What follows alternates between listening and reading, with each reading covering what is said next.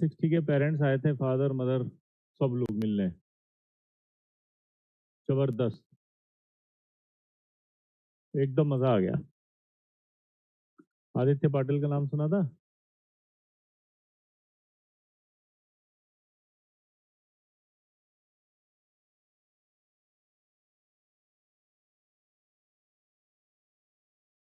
राधे राधे, राधे राधे, आ जाओ आ जाओ आ जाओ आ जाओ, शाम मिला दे, राधे राधे, जल्दी जल्दी जल्दी जल्दी।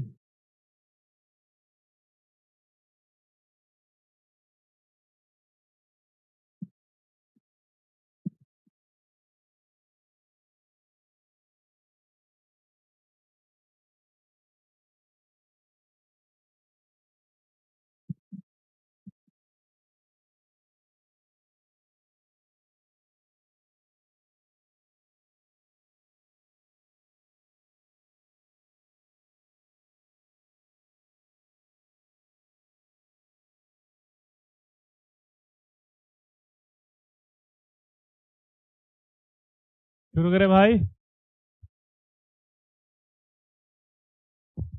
देखो, डिमोटिवेशन की कोई जगह नहीं है। तबीयत खराब हो गई, आप वापस से कर सकते हैं। आदर्श आदित्य कह रहे हैं कि मुझे फिजिक्स समझ नहीं आती, क्या करूं? बेटा, फिजिक्स समझ में आ जाएगी अगर धीरे धीरे आप प्रैक्टिस करोगे और सॉल्व एग्जाम्पल पर ज्यादा काम करोगे। ठीक है, अभी हम आगे बढ़ते हैं, नहीं तो हम डिस्कशन मोड में आ जाएंगे। हमने कल पढ़ लिए थे ऑक्सी एसिड, और ऑक्सी एसिड की स्ट्रक्चर्स पढ़ ली थी। ऑक्सी एसिड की स्ट्रक्चर्स के बाद अब हम आते हैं प्रीफिक्स। किसको क्या क्या प्रीफिक्स दिए गए हैं? पहला, जैसे पहला प्रीफिक्स होता है मेटा। मेटा कब लगाते हैं? When one water molecule is removed from one molecule of acid. मतलब इसको आप वन मोल भी बोल सकते हो। तो जैसे अगर मैं आपसे बोलूं H3PO3, H3PO4 है, अब आप इसमें से एक वाटर निकाल दोगे तो H3PO4 H3PO3 बन गया। इसका नाम होता है फॉस्फोरिक एसिड। तो इसका नाम क्या बन गया, अपने आप ही बताओ?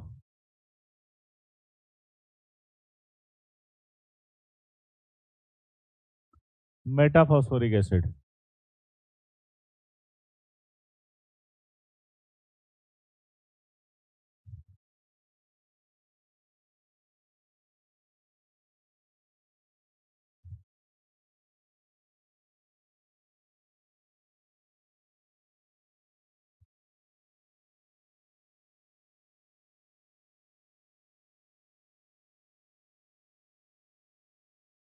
क्लियर है बॉस?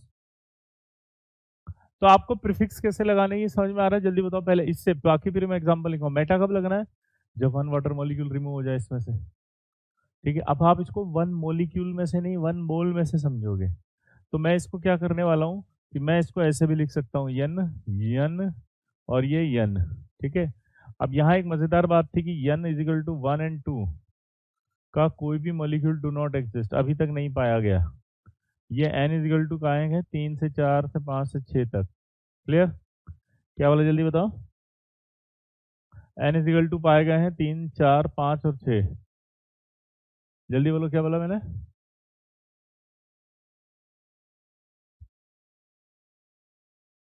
3, 4, 5 और 6। Sir, I joined your mentorship. Welcome बेटा, वेलकम।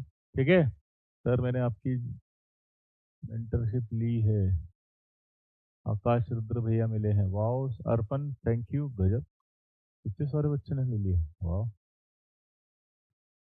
अब यहाँ पर मजेदार बात होती है कि अगर एन की वैल्यू 3 रख दोगे यहाँ पे तो क्या बनेगा? ये H3P3O9। यहाँ क्या बनेगा? H4P412। ये क्या बनेगा? H5P5O15। और 6 में क्या बनेगा? H6P6 और O18। मेंटरशिप कहाँ मिलेगी बेटा? वो अलग से बताया था ना आपको, वीजे न्यूक्लियस डॉट इन पर जाकर आप परचेज कर सकते हो, वो अलग से है, वहाँ अलग से आपको एक ITN मेंटर मिलते हैं, वो आपको गाइड करते हैं। ठीक है, हाँ वहाँ पर आपका पूरा analysis, test paper analysis, zoom session, PTM सब कुछ होता है बेटा तेजस। ठीक है, और मेंटरशिप की पता है जरूरत कब होती है? जब टेस्ट में नंबर कम आते हैं, तब महसूस होता है कि नहीं हो पा रहा है। क्योंकि ऑनलाइन में हम लोग बहुत समझ लेते हैं, हम लोग खूब कोशिश कर लेते हैं कि भाई हम लोग कर लेंगे, हमसे हो जाएगा, लेकिन बाद में धीरे धीरे हमें एहसास होता है और फिर हम यूट्यूब की तरफ शिफ्ट हो जाते हैं, और यूट्यूब की तरफ शिफ्ट होकर हम सब खराब कर लेते हैं। पता होगा ना आपको। आप कभी भी ले सकते हैं, जब भी आपको लगे, महसूस हो कि आपको दिक्कत हो रही है, नहीं हो पा रहा अब आपसे, और आपको लग रहा है कि आपको कोई सहारा मिल जाए या गाइडेंस मिल जाए तो मैं कर लूंगा, तब आप ले सकते हैं। तो यहाँ से पहले मुझे ये समझा दो, ये वाला समझ में आया कि नहीं आया, कि भैया एक वाटर निकालना है, अगर एक वाटर निकल रहा है तो जो प्रोडक्ट होगा उसके आगे मेटा लगा दो बस। इसका नाम था फॉस्फोरिक एसिड, इसमें से एक वाटर निकला, इसका नाम बन गया Meta phosphoric acid. Meta phosphoric acid में यहाँ एन लिखा हुआ है, वो कह रहा है एन इज इक्वल टू 1 और 2 डज नॉट एग्जिस्ट, कभी नहीं करते वो। कहाँ से एग्जिस्ट करेंगे? 3 4 5। और ये आपका H3PO9 हुआ कि नहीं हुआ अगर यहाँ एन की वैल्यू 3 रख देंगे तो? बोलो, यहाँ अगर आप रख दोगे तो कितना हुआ, यहाँ रख दोगे तो कितना हुआ? ये कोई डाउट यहाँ तक? ओ भाई नैतिक बोल रहे, मैंने भी कल आपकी मेंटरशिप ली, गजब, कल क्या हो गया था ऐसा? प्राइस बेटा वहीं देखो, तेजस बताया ना, VJNucleus.in पे जाके सारी डिटेल्स है वहां पे। तो क्या होगा, पढ़ करके अपना डिसीजन लोगे तो आप किसी को कुछ और नहीं बोलोगे। आप समझ रहे हैं ना बात को? क्लियर है बॉस? ये समझ में आया, कोई डाउट नहीं है ना?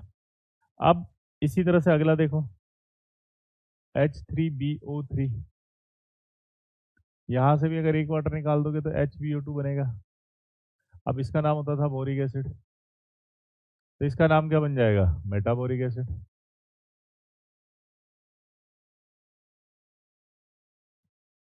क्लियर है बॉस? ये क्या बन गया? बोरिक एसिड, ये मेटाबोरिक। वापस यहाँ एन इज इक्वल टू कर दो, एन कर दो। यहाँ जब बोरिक एसिड की बात आती है तो ओनली 3 एग्जिस्ट करता है, यानी कि H3B3 और O6, तो यही आपके पाया जाएगा। अब इसका नाम बोलोगे तो क्या बोलोगे आप? अब ये स्ट्रक्चर साइक्लिक बनता है, इसलिए इसका नाम में आगे आ जाता है साइक्लिक, तो नाम बता देंगे साइक्लिक मेटाबोरिक एसिड। नाम क्या बनेगा? Cyclic metaboric acid. अच्छा मैं एक इंफॉर्मेशन दे दूं, मैं भूल जाऊंगा यार, 26 से लेकर के 4 जुलाई मेरी क्लासेस ऑफ रहेंगी, तो आप इसमें अपना सारा कवर कर लेना बैकलॉग। 26 से लेके 4 तक आपको सारा बैकलॉग कवर कर लेंगे। क्लियर है बॉस?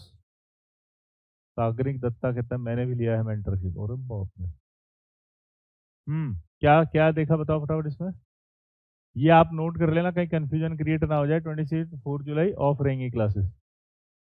चलिए भाई, ये मेटाबोरिक एसिड हो गया, स्ट्रक्चर साइक्लिक होगा इसलिए साइक्लिक मेटाबोरिक एसिड बोलते थे। अगला, अब अगर मैं H3PO3 बनाता हूँ, इसमें से अगर मैं वाटर निकाल दूं, तो इसमें से अगर वाटर निकाल दूं तो क्या बन जाएगा? ये HPO2, तो इसका नाम हो जाएगा फॉस्फोरस एसिड।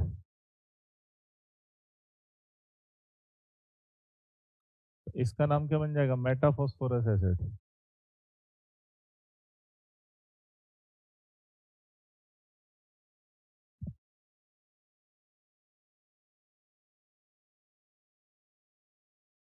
फॉस्फोरस एसिड, इसका नाम बन जाएगा मेटा फॉस्फोरस एसिड। अब मेरा सवाल है आपसे, पता है क्या? एक वाटर मॉलिक्यूल निकल गया, ठीक है, यहां से भी एक वाटर मॉलिक्यूल निकल गया, यहां से भी, और एक वाटर मॉलिक्यूल निकल गया यहां से भी। ये जो बनेंगे इनके नाम बताओ फटाफट से। पक्का? नहीं नहीं, मेरी क्लास ऑफ होगी, VJ सर बोला है मैंने, VJ सर। क्या बोला, जरा बताओ, VJ सर। ठीक है, आगे बढ़े। हाँ बिल्कुल आशुतोष, होएगा उसमें भी। चलो फटाफट बताओ ये।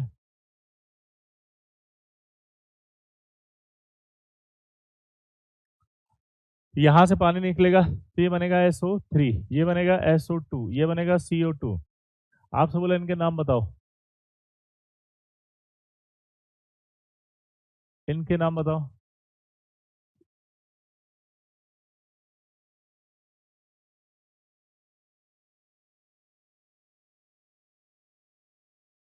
साहिल कह रहे हैं कि sir, from Allen, sir watching between offline classes of Ajay Vairagi. ओ भाई गजब, चलो ये करके बताओ। अब यहाँ मजेदार बात ये है कि जब आप इसका नाम बोलोगे तो आपको क्या लग रहा है, सल्फ्यूरिक एसिड, यहाँ बोलोगे मेटा सल्फ्यूरिक एसिड, यहाँ बोलोगे Meta sulphurous acid, Meta carbonic acid, यही लग रहा है मन। लेकिन ये जैसे ही आप बोलोगे आंसर गलत है, और ये आंसर गलत है तो ये क्या बनेगा, बोलो, SO3। इसका नाम सल्फर ट्राईऑक्साइड, क्या बनेगा इसका नाम, सल्फर ट्राईऑक्साइड। और ये जो है, दीज आर एनहाइड्राइड्स।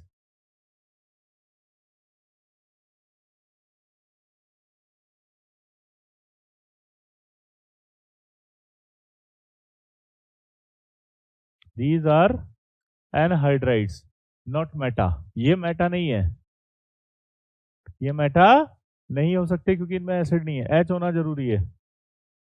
हमेशा प्रीफिक्स एसिड के लिए लगेगा और एसिड होने के लिए एच होना चाहिए था भाई साहब, एच नहीं है। इसलिए एक और चीज सीखी आपने कि अगर एसिड में से पानी निकलने के बाद एच नहीं हो तो फिर वो एसिड्स नहीं होते, वो मेटा नहीं होते हैं, वो क्या हो जाते हैं, एनहाइड्राइड्स। तो दीज आर एनहाइड्राइड्स। क्या बोला जल्दी बताओ, दीज आर एनहाइड्राइड्स। ओ भाई राजशेखर सर गजब, थैंक यू, हैंडसम है विजय सर, माय गॉड।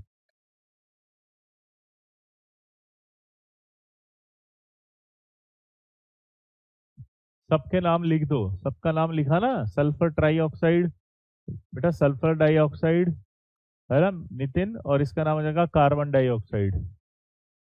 पक्का।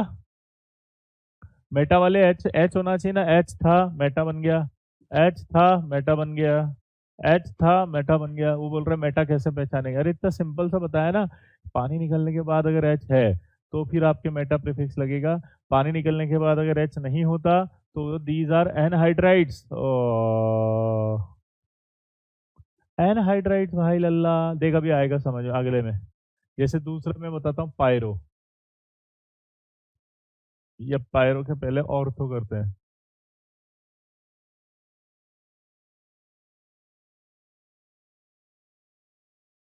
तो ortho prefix provided to that oxy acid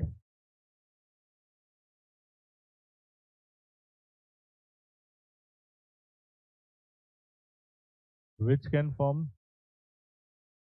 its meta derivative।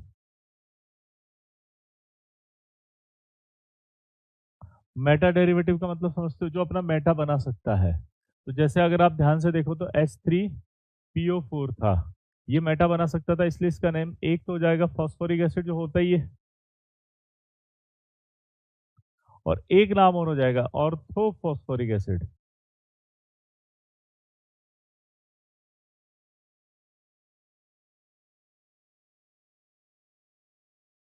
H3PO3 क्या बन जाएगा, ऑर्थोफॉस्फोरस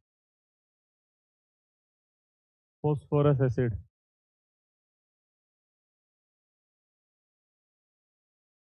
ऑर्थोफॉस्फोरस एसिड। एक और बन जाएगा, जैसे BH3 था, इसका नाम भी हो जाएगा ऑर्थोबोरिक एसिड।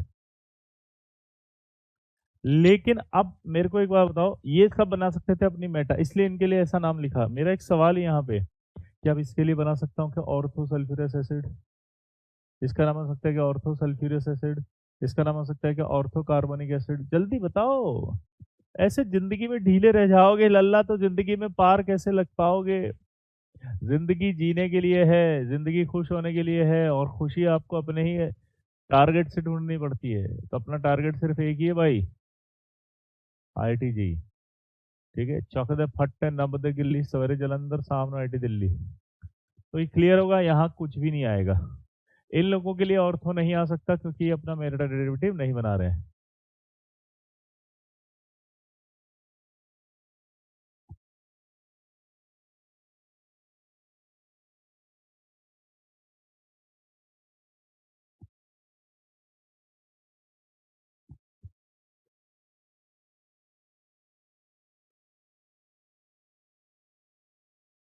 पायरो की बात करें,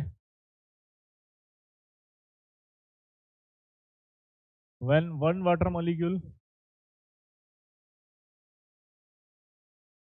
is removed from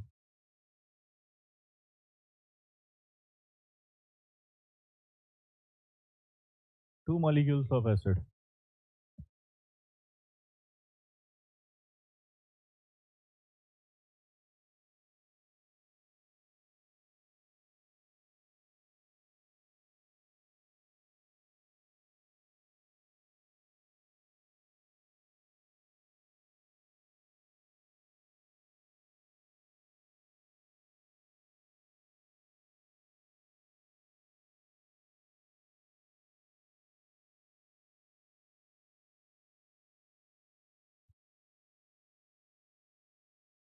चलो बताओ, क्या यहाँ पर आपको ऐसा लग रहा है कि when one water molecule remove करना है from two molecules, one water निकालना है टू में से, ये टू थे, वन निकालना है तो क्या बनेगा, ये H4P2O7, यहाँ क्या बनेगा H4P2O5, यहाँ क्या बनेगा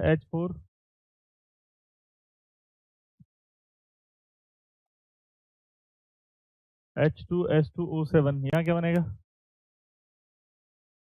H2S2O5। अब यहाँ पर आपको कुछ नहीं करना है, यहाँ से पायरो लिखना है, तो आप नाम क्या बना दोगे इसका, पायरो। अब देखो फॉस्फोरिक तो है ही ना, तो बस पायरो फॉस्फोरिक एसिड, इसका नाम बना दोगे पायरो सल्फ्यूरस एसिड।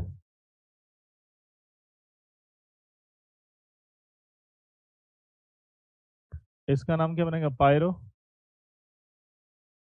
सल्फ्यूरस, कहाँ से आ गया भाई, फॉस्फोरस एसिड।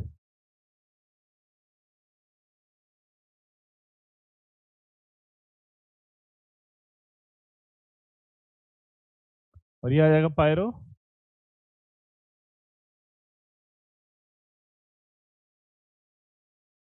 सल्फ्यूरस एसिड, इसका आ जाएगा पायरो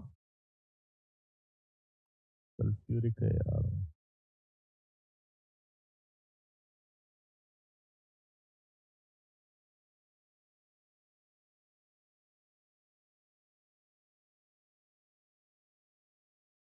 पायरो सल्फ्यूरस एसिड,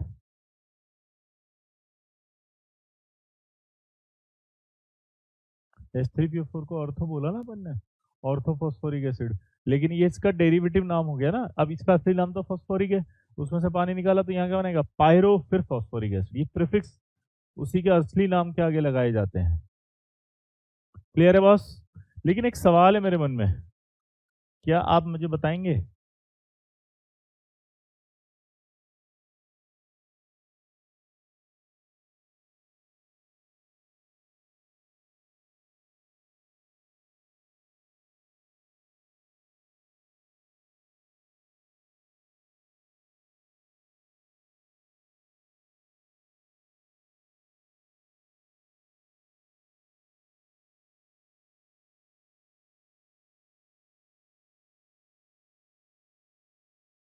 कि यहाँ पायरो आएगा क्या,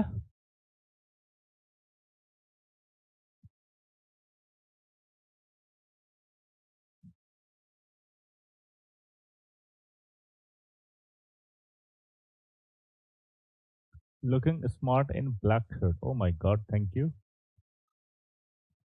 पवन बताएगा, अजय बताओ भाई, क्यों नहीं आएगा जल्दी बताओ। वाओ, रीजन, यहाँ पर ये एनहाइड्राइड्स कहेंगे, फिर से इनको क्या कहेंगे, these are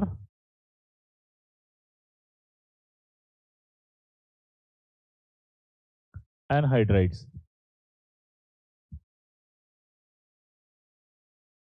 these are anhydrides।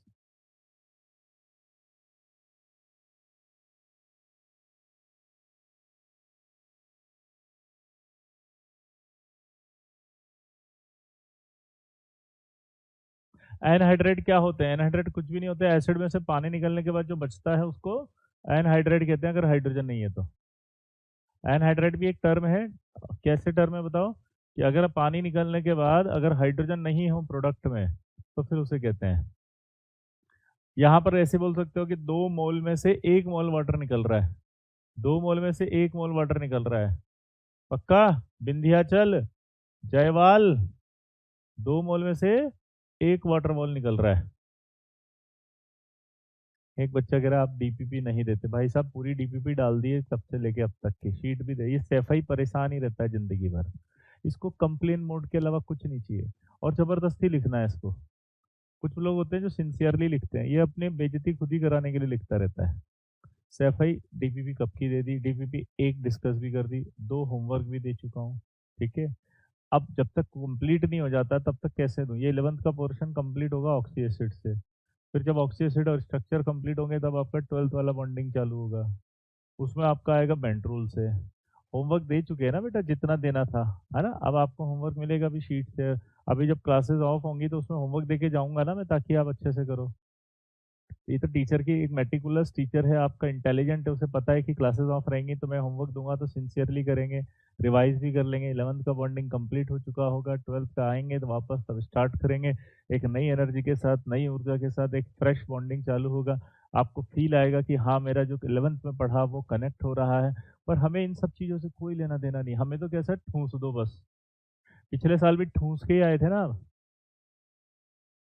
पिछले साल भी तो ठूस के आए थे, सब पढ़कर आए होंगे, कितना सारा कंटेंट ठूसा होगा तुमने, वन शॉट भी देखे होंगे, ठूस ठूस के तुमने पढ़े भी होंगे, मजेदार, है ना? और तुमने मस्त बोलोगे और क्या टीचर है भाई, इसने तो सारे डीपीपी के वीडियो सॉल्यूशन भी दे दिए, क्या मस्त टीचर है रे बाबा, इसने तो मेरे को जो है रिवाइज भी करा दिया, और ये क्या टीचर है साला, पूरे पीवाई की खुद ही सॉल्व कर दिए, गजब टीचर है भाई। अरे यार मजेदार, मेरा तो कोर्स इसने अगस्त में ही खत्म कर दिया था। दूसरा बोला नहीं नहीं मेरा कोर्स तो पैदा होते ही खत्म हो गया, तुमको नहीं पता है, गजब आदमी हो, हमारा टीचर तो इतना बढ़िया, पैदा होते सिलेबस खत्म हो गया था। सब कुछ करके ही तो एग्जाम देने गए थे। ये सब नौटंकी कर ली थी आपने, समझ ले हो? समझदार है राजा बाबू, काली नौटंकी हो गई थी। अब काली नौटंकी होने के बाद जब आप गए एग्जाम में तब असलियत पता लगी, एग्जाम में खुद करना पड़ता है, खुद से मेहनत होगा, कंटेंट होगा, तभी कर पाओगे। अब ये देखो, ये ऐसे ऐसे नमूने होते हैं, एक लिख रहा है डर लग रहा है मेरा सिलेबस होगा कि नहीं होगा। ऐसे बच्चे हैं जो आईफोन वाले स्टोर पे जाके बोलते हैं डर लग रहा है कहीं आईफोन मेरा चलेगा कि नहीं चलेगा।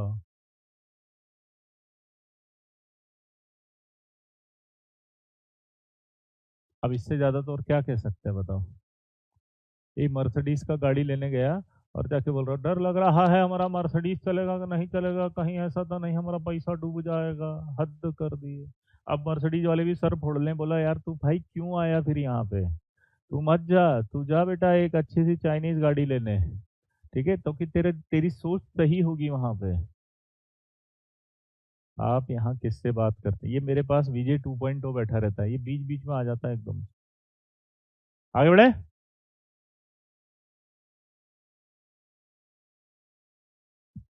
आपको पायरो भी समझ में आ गया?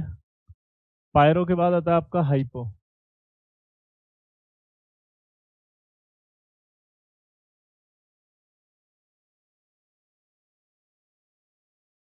when one oxygen is removed from us oxy acid. अब देखो इसका नाम होता है हाइपो, तो इसका नाम होता है phosphorous acid.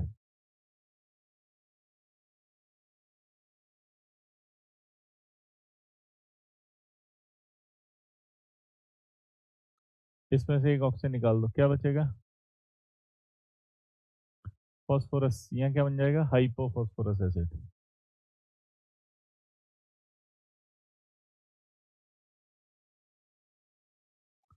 Hypo phosphorous acid.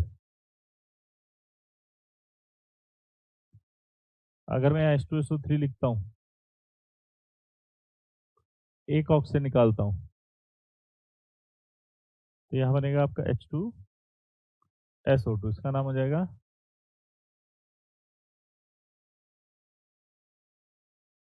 हाइपोसल्फ्यूरस acid. इसका एक नाम और याद रखना, सल्फोक्सिलिक एसिड।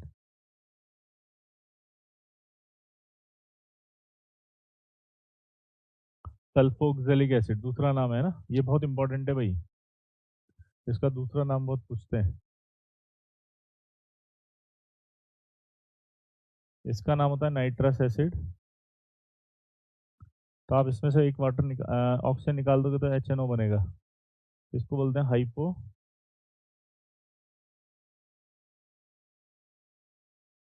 Nitrous acid. पर ये अकेला नहीं पाया जाता नेचर में।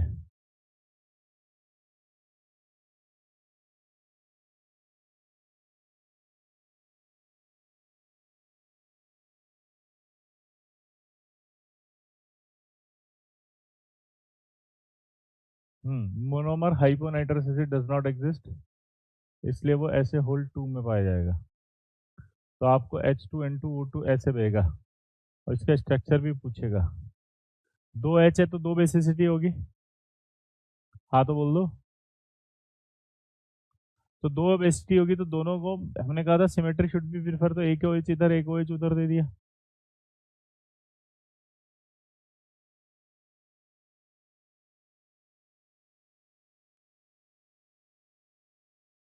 और यहाँ पर आप देखोगे तो ये इसकी 2 स्ट्रक्चर पॉसिबल होती है। क्लियर। हाइपोनाइट्रस की इस एसिड को बोलते हैं सिस, इसको बोला जाता है ट्रांस। क्या बोल रहा है हाइपो की डेफिनेशन में, फ्रॉम के बाद क्या लिखा है, अस लिखा है, अस ऑक्सी एसिड।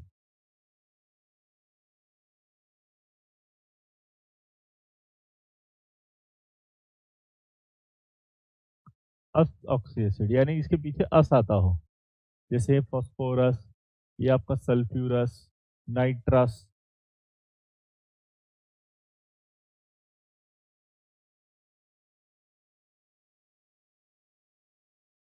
इसी तरह से अगला आएगा क्लोरस।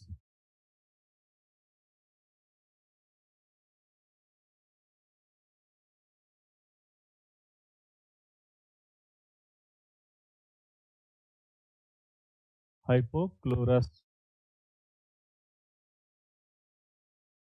यहां से एक वाटर निकाल दिया तो क्या बन गया वो हाइपोक्लोरस। सिस और ट्रांस दो आइसोमर होते हैं, एक सिस और एक ट्रांस। हाइपो में भी एनहाइड्रेट पॉसिबल हो जाएगा अगर पॉसिबल है तो ऑक्सीजन निकालने के बाद, लेकिन ऑक्सीजन निकालने के बाद हाइपो से जब ऑक्सीजन निकालोगे तो आप एसिड में से निकालोगे तो एसिड में तो हाइड्रोजन हो गई सही, तो इसलिए वहां पर कभी भी ऐसी एनहाइड्रेट जैसी कंडीशन नहीं आएगी। क्लियर है। तो चलिए भाई नोट करो फटाफट इसको। ये प्रीफिक्स में से सवाल आते हैं आपको ये तो याद है ना, कितने बच्चों को ये पता है कि हाँ सर ऑक्सी एसिड में से सवाल आते हैं, आप सही कर रहे हो।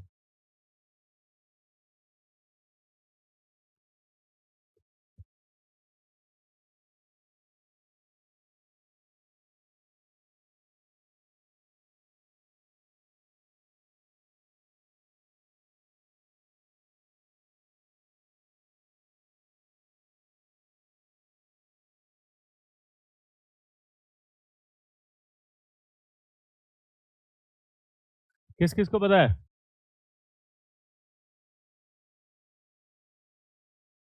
अरे तुम्हें यही नहीं पता, ऑक्सी एसिड में से बहुत सवाल आते हैं एडवांस में। जिसको नहीं पता मैं बता दूं, भर भर के सवाल होते हैं इसमें से, भर भर के। आपने ये जो आप लिख रहे हो ना हमारी कोचिंग में तो नहीं पढ़ा है, इसी का रीजन है कि आप यहाँ पढ़ रहे हो आज आके। आप इसे एक चैप्टर मानते हो कि भाई केमिकल बॉन्डिंग चैप्टर चल रहा है, this is not a chapter. ये बहुत सारी चीजों का कॉम्बिनेशन होता है, इसलिए इसमें ज्यादा लेक्चर लगते हैं। इसके बाद जब आपका ये खत्म हो जाएगा तो अगले चैप्टर बहुत छोटे छोटे आएंगे, फटाफट खत्म हो जाएंगे। कोऑर्डिनेशन आएगा सिर्फ एक 15 एक लेक्चर का, और जैसे ही वो खत्म होगा आप ये मान के चलो ऑर्गेनिक इनऑर्गेनिक में आपका हाई वेटेज बहुत सारा कंप्लीट हो गया।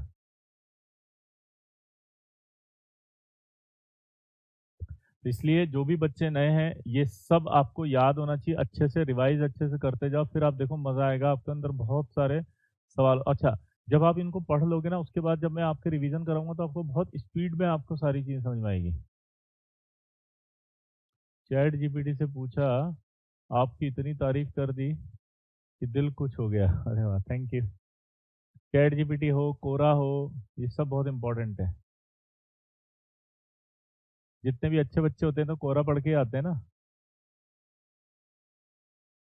सर मैं तो एलन में था, हमें तो ऑक्सी एसिड नहीं पढ़ाया गया था। कोई बात नहीं, इधर आओ। ये सब समझ में आ गया, क्लोरस एसिड समझ में आ गया। अब एक चीज पूछता हूं मैं आपसे, थायो प्रीफिक्स। थायो कब होता है? व्हेन, ऐसे समझो आप, वन ऑक्सीजन रिमूव, इसको डायरेक्टली लिख रहा हूं मैं ना। जैसे ये एल्कोहल है तो आप एक ऑक्सीजन हटा दो और एक सल्फर लगा दो, तो यहाँ क्या बन जाएगा? S H. ये आपका बन जाएगा एल्कोहल, ये बन जाएगा थायो एल्कोहल।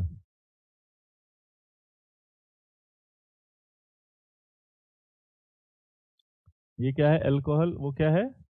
थायो एल्कोहल। इसी तरह से यहाँ देखो, ये क्या है? सल्फ्यूरिक एसिड है। अब इसमें से एक ऑक्सीजन हटा के एक सल्फर लगा दो,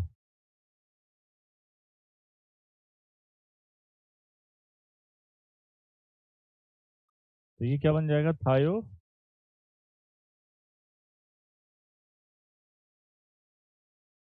सल्फ्यूरिक एसिड। यहाँ आपका सल्फ्यूरिक एसिड यहाँ से यहाँ गए तो क्या बन गया? थायो सल्फ्यूरिक एसिड। क्या बन गया? थायो सल्फ्यूरिक एसिड। अब आपको एक डाउट आएगा कि सर ऑक्सीजन तो यहाँ से भी हटा सकते थे, यहाँ से क्यों हटाई? क्योंकि जब आपने थायो सल्फ्यूरिक एसिड बनाया तो ये भी एक एसिड था, इसकी बेसिसिटी चेक की तो 2 पाई गई। तो बेसिसिटी जब 2 आई तो हम इसको क्या बोलेंगे? थायो सल्फ्यूरिक एसिड। और वहां से आप एच, यहाँ से ऑक्सीजन हटानी पड़ेगी क्योंकि यहाँ से हटेगी तभी इसकी बेसिसिटी 2 रहेगी। क्लियर है बॉस? अरे मैं लल्ला, अब तो मचा दे हल्ला, गली मोहल्ला, नोट करो इसको लो। तो थायो भी आ गया, तो आपके पास क्या हो गया? मेटा हो गया, हाइपो हो गया, पायरो हो गया, ऑर्थो हो गया, और ये हो गया। अब आएगा पर oxy acid.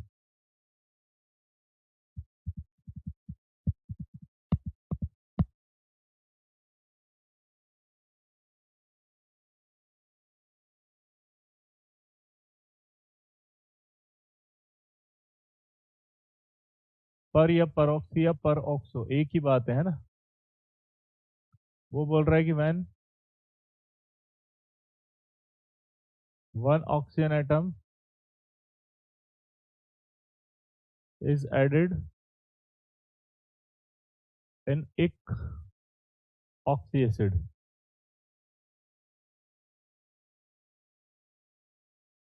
ic form of oxy acid. इक मतलब होता है जैसे H3PO4, phosphoric, sulphuric, HNO3, nitric. ये मान लो एसिटिक,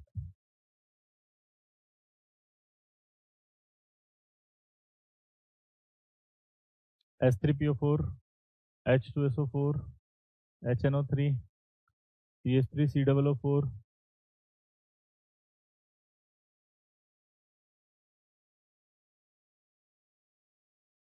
अब इसमें एक ऑक्सीजन ऐड कर दो, पर लगा दो बस, H3PO5, H2SO5,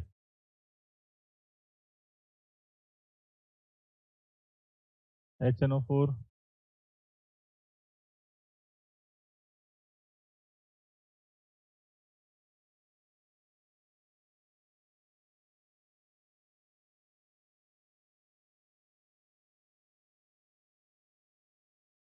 आपको नाम देते समय क्या लिखना है? सिर्फ पर फॉस्फोरिक एसिड, पर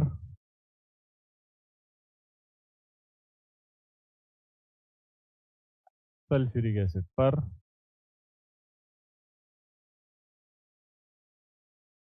नाइट्रिक एसिड, पर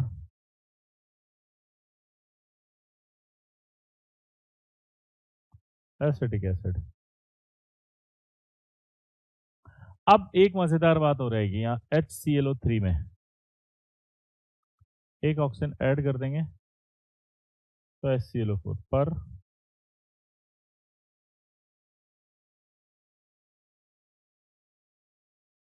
क्लोरिक एसिड, पर क्लोरिक एसिड। अब मजेदार बात सुनो,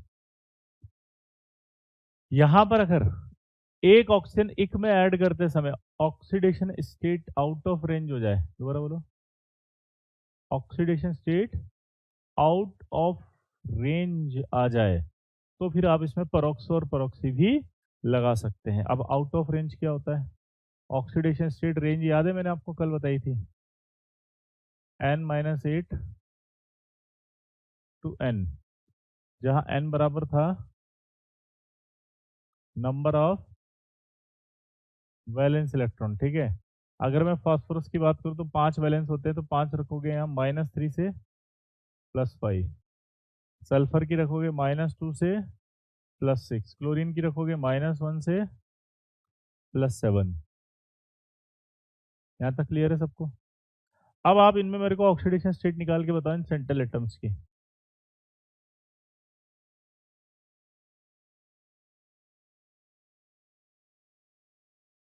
अगर इनकी रेंज आउट ऑफ रेंज आ जाए ऑक्सीडेशन स्टेट, अगर इनकी आउट ऑफ स्टेट रेंज आ जाएगी तो यहाँ पर परऑक्सी भी लगा सकते हो और परऑक्सो भी लगा सकते हो।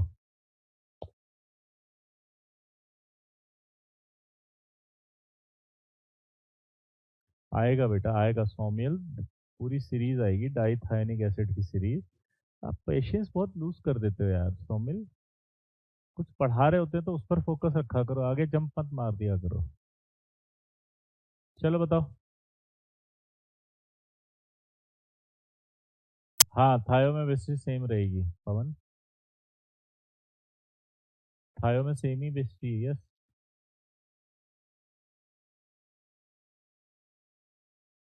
अब आप जब ध्यान से देखोगे तो इसका ऑक्सीडेशन स्टेट कितना आ रहा है, निकालो।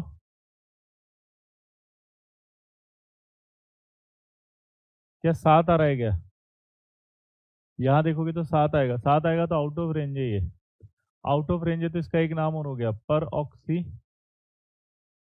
या पर ऑक्सो, पर ऑक्सी फॉस्फोरस फॉस्फोरिक एसिड, इसका सॉरी पर oxy sulphuric acid,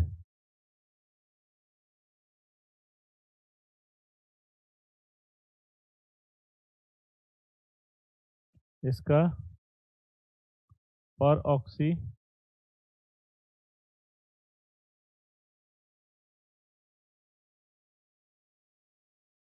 nitric acid, इसका पर ऑक्सी एसिडिक एसिड। लेकिन इसका निकालो, इसका देखो ऑक्सीडेशन स्टेट रेंज कितना है, -1 से +7, इसमें आप देखो कितना आ रहा है,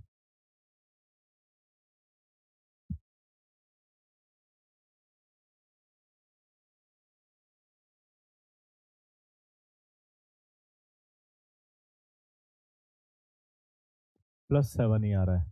यहाँ परऑक्सी नहीं आएगा, यहाँ परऑक्सी नहीं आएगा, क्लियर?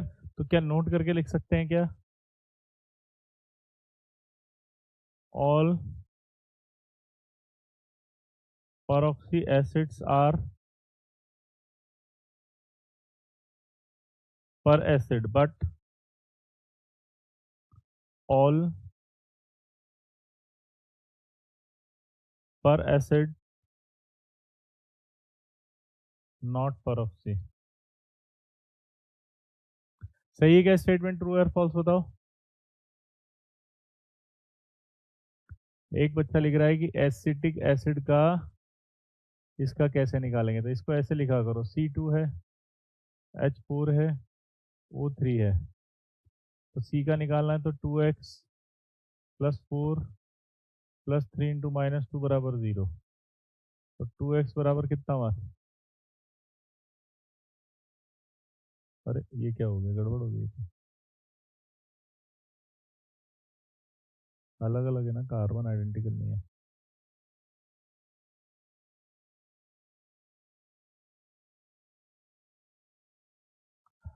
ऐसे परऑक्सी लिंकेज आएगी, ये -2 वाला हो गया, ये आपका 2 बॉन्ड हो गया। अब आप इसको इस पे ऊपर ही मानोगे तो +5 आता आपके, इस पर निकालते तो आप क्या आ जाता, ये 2 इधर आ जाता तो +4 की जगह +6 आ जाता यहाँ, क्लियर? तो आउट ऑफ रेंज आ जाता कार्बन। अभी मैं एक्सप्लेन करूंगा कि कैसे हुआ, देखो अब समझना। अब दिमाग लगाते हैं यहाँ पे कि जब आपने S3PO4 में ऐड किया,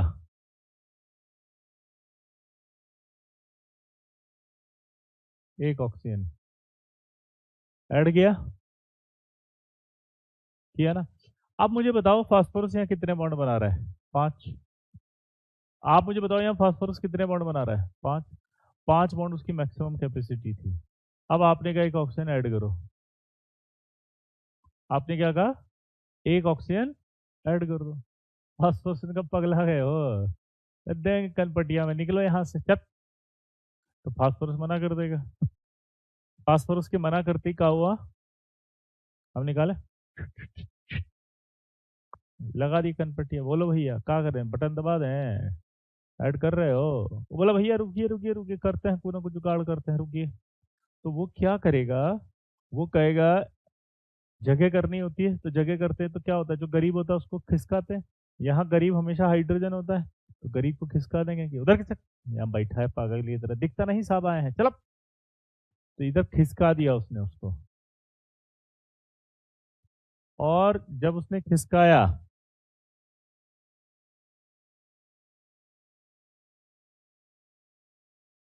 तो ये बन गया परऑक्सी लिंकेज। तो आपको हिंट मिला कि जब भी किसी की oxidation state out of range आएगी, वहां परऑक्सी लिंकेज होगी, क्योंकि वो परऑक्सी लिंकेज की वजह से ही ऑक्सीजन बैठा होगा। और अब देखो इसका अभी भी 5 बॉन्ड ही बन रहे हैं, 2 3 4 5, 2 3 4 5। ऑक्सीडेशन स्टेट निकालो स्ट्रक्चर से। स्ट्रक्चर से कैसे निकालते कि एक ऑक्सीजन होगा तो एक प्लस खींचेगा, एक इलेक्ट्रॉन एक ले गया, वहां प्लस चला गया, ये खींचेगा एक और प्लस आ गया, ये खींचेगा एक और प्लस आ गया, ये दो खींचेंगे तो दो प्लस और आ गए, तो टोटल +5 है। यहाँ देखो, ये अपनी ओर खींचेगा एक प्लस, सब गड़बड़ कर दिया मैंने।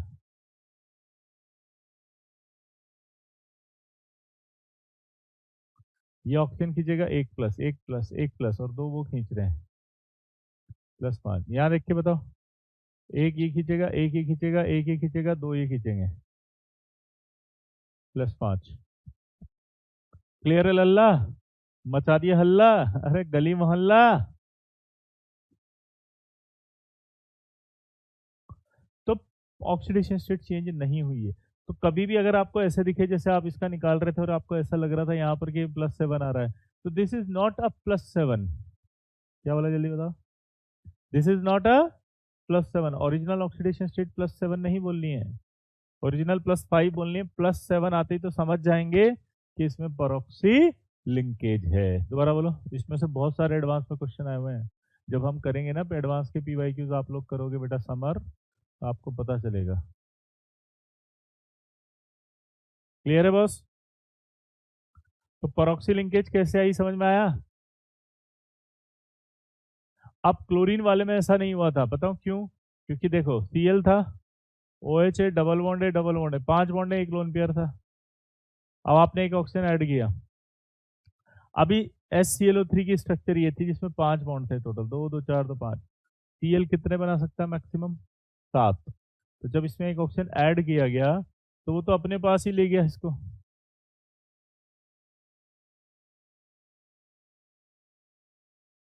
अपने पास ले गया तो क्या हुआ ये?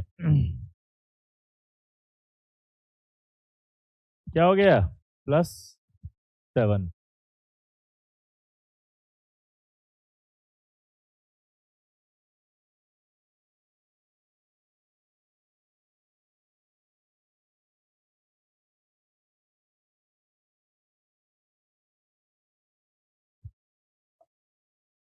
समझ आया?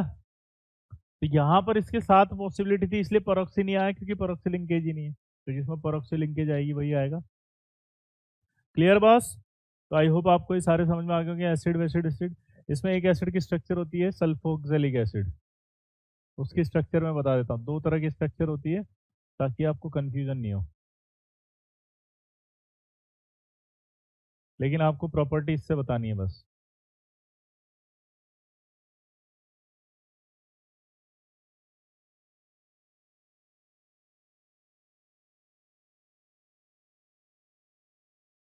ये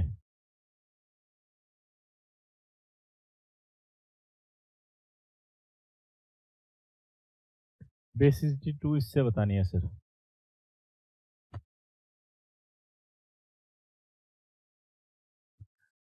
I have a doubt. Why do we use prefix? No, we are not using prefix. We are learning the naming of oxyacids. तो उन ऑक्सीएसिड्स के नाम पढ़ रहे हैं जिनके नाम है हाइपो। तो हमने क्या पढ़ा, हाइपो कैसे आया, तो उसका रूल पढ़ा कि हाइपो साइंटिस्ट ने कैसे दिया कि जब एक एसिड में से आप हटा दोगे ऑक्सीजन को तो उसके प्रीफिक्स के लिए, मतलब उसके डेरिवेटिव के लिए हाइपो लगा देंगे। ये आपका हाइपोसल्फ्यूरिक एसिड है।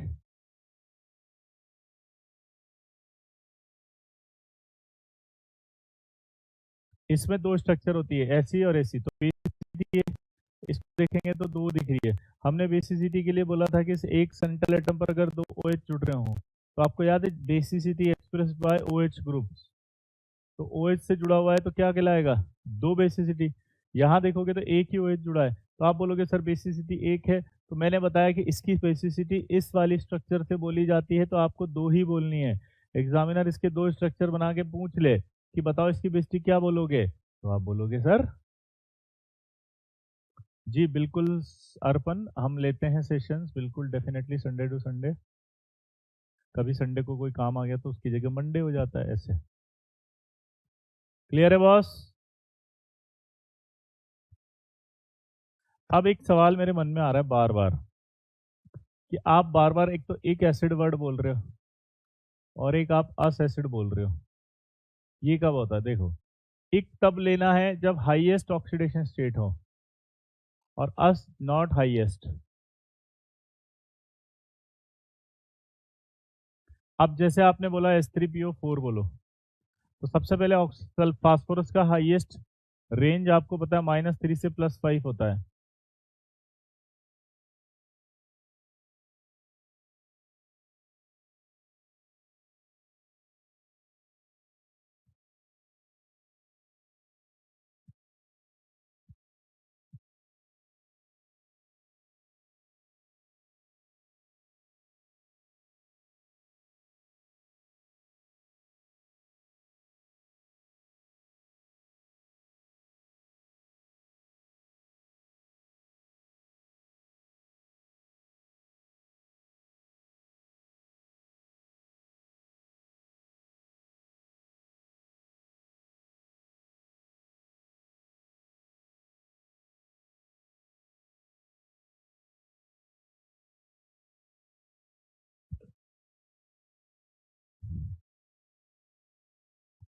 अगर ये हाईएस्ट है तो अब इसको लिखते समय मुझे क्या लिखना है, फॉस्फोरिक एसिड। लेकिन अगर ये हाईएस्ट नहीं है तो मुझे लिखना है फॉस्फोरस एसिड, अस एसिड, फॉस्फोरस एसिड। क्लियर है? अगर मैं यहां पर लिखता हूं H2SO4, सल्फर का हाईएस्ट होता है +6, तो क्या लिखूंगा, सल्फ्यूरिक एसिड। अगर हाईएस्ट नहीं तो क्या लिखूंगा, sulphurous acid.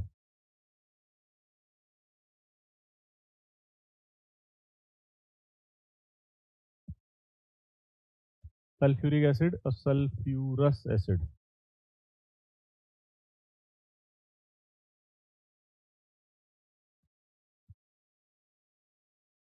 Sulphurous acid.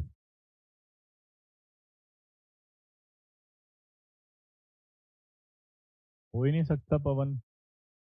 VJ Nicholas .in पर जाकर देखो, .com पे नहीं, .in पर जाओ, .in। आप .com से ले रहे होंगे, हो सकता है इश्यू आ रहा हो। .in पर जाओ, है ना पवन? अब देखो इधर, तो ये आपके पास आ गया अस एसिड और इक एसिड। अब इनके आयंस बनाने हैं, तो नेमिंग ऑफ आयंस कैसे करते हैं देखो। नेमिंग ऑफ आयंस में अगर इक एसिड है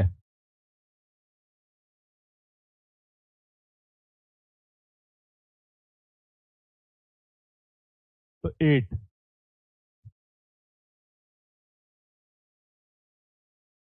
अस एसिड है तो 8।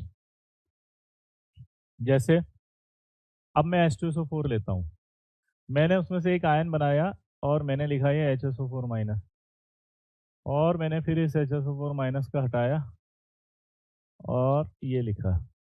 अब आप दिमाग लगाओगे तो इसमें भी मुझे क्या लग रहा है, बोलो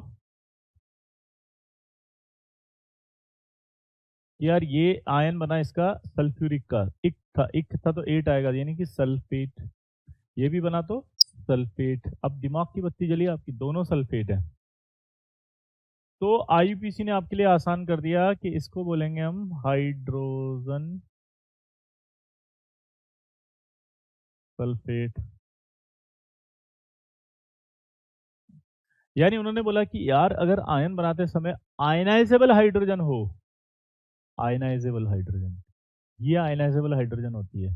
अगर आयनाइजेबल हाइड्रोजन हो तो उसको भी लिख दो, तो हाइड्रोजन सल्फेट, ये सल्फेट बन गया। चाहो तो आप इसको 1 डिग्री बोल सकते हो, ऐसे ये 2 डिग्री बोल सकते हो, ठीक है। इसी तरह से अब इनके नाम बताना आप। H3PO4 है, एक हटा दिया।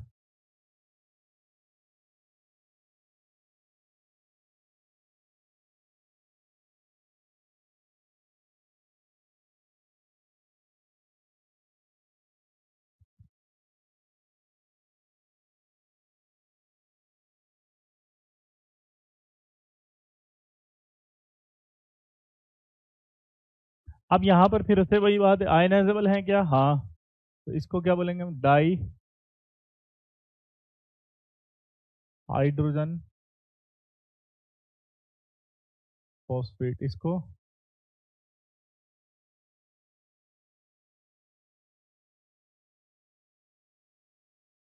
हाइड्रोजन फॉस्फेट, इसको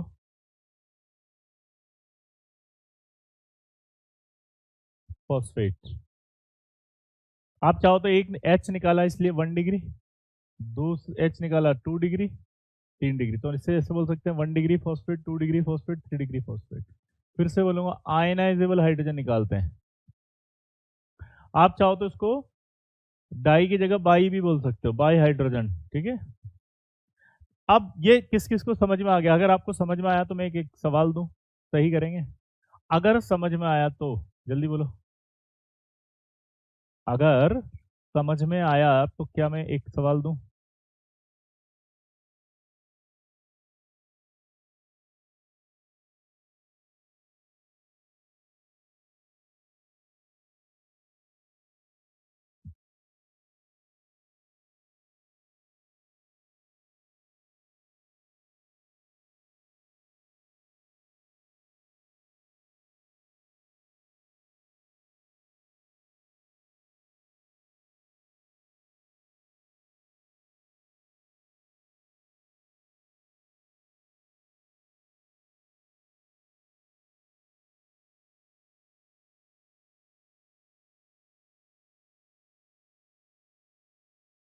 करो।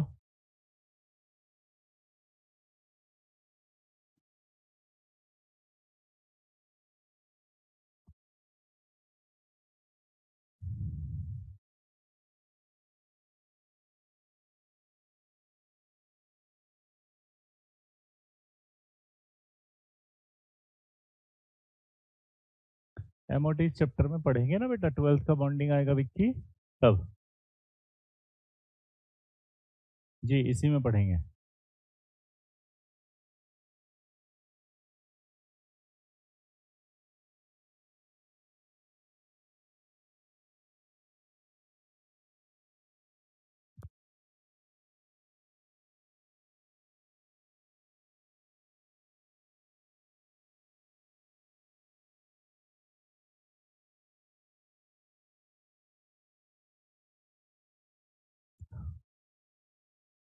अब देखो, इसका नाम क्या बनेगा, हाइड्रोजन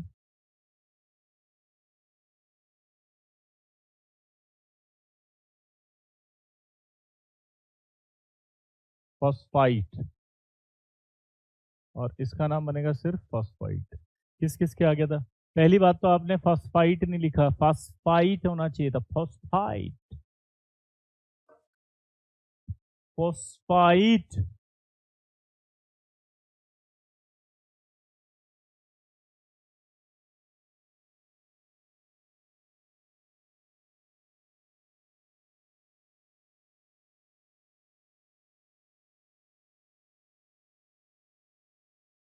अब ये मेरा समझ में नहीं आया कि ये क्या हुआ, दो हाइड्रोजन थे, आपने तो यहाँ हाइड्रोजन लिखा, जबकि डाई हाइड्रोजन लिखना चाहिए था।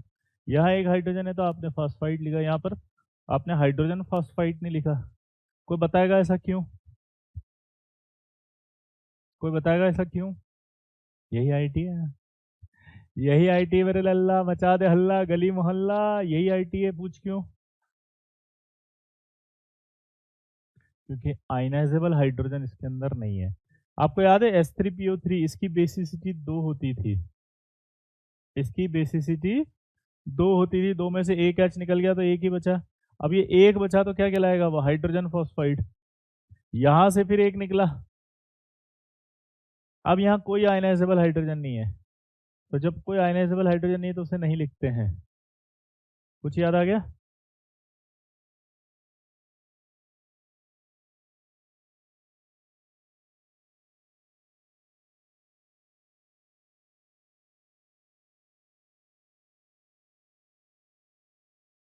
क्लियर?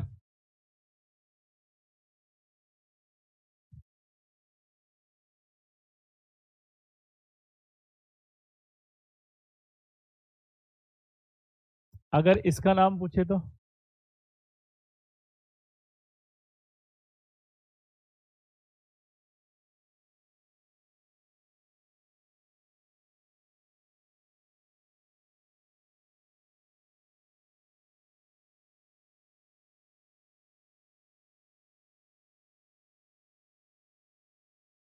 इसका नाम बताओ। H2SO4 में रिवर्सेबल रिएक्शन वाला साइन, अरे भूल गया हूँ भाई, गलती हो गई यार, कहाँ है भाई? ये ले।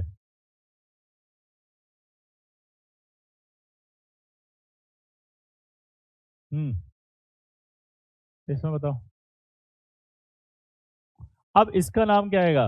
हाइपोफॉस्फाइड। फिर से भूल गए अब आप। इसका नाम भूल गए आप, हाइपोफॉस्फोरस एसिड, अभी तो बताया था। हाइपोफॉस्फोरस अस, हाइपोफॉस्फोरस। अब यहाँ मजेदार बात आती है एक, ध्यान से सुनना इनके नाम। H4P2O7 होता है और एक H2S2O7 होता है। जब आप इसमें से एक ऑक्सीजन निकालते हो, एक ऑक्सीजन निकालते हो,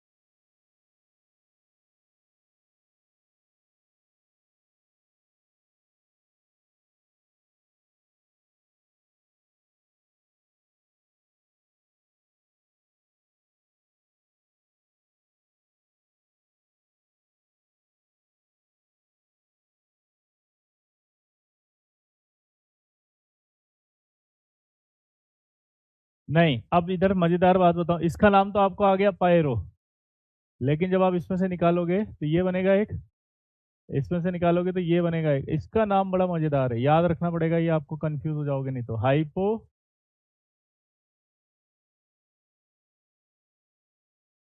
फॉस्फोरिक एसिड, इसका नाम क्या आ जाएगा? हाइपो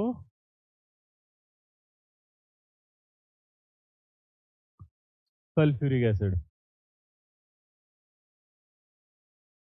अब यहाँ मजेदार बात यह है कि एक आ रहा है, ध्यान से नोटिस नहीं किया आपने, आपने इसको समझा ही नहीं कि इसमें गड़बड़ क्या है। इसमें एक लिखा हुआ है पीछे, और आपने एक रूल पढ़ा था अभी कि अस ऑक्सी एसिड में से ऑक्सीजन निकाला जाता है, अस में से।